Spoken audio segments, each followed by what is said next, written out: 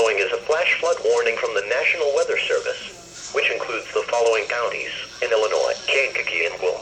The National Weather Service in Chicago has issued a flash flood warning for urban areas and small streams in Kankakee County in northeast Illinois, northern Newton County in northwest Indiana, southern Lake County in northwest Indiana, southern Will County in northeast Illinois, until 2:30 a.m. At 8:31 p.m.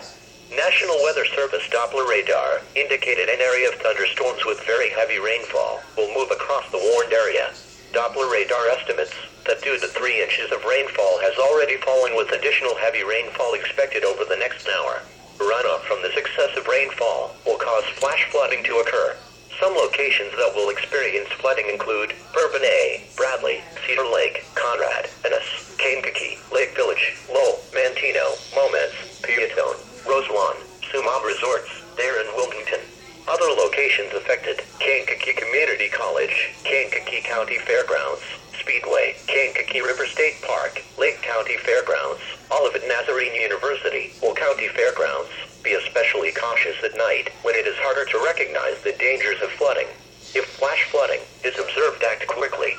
Do not enter the water. Turn around and move up to higher ground to escape flood waters.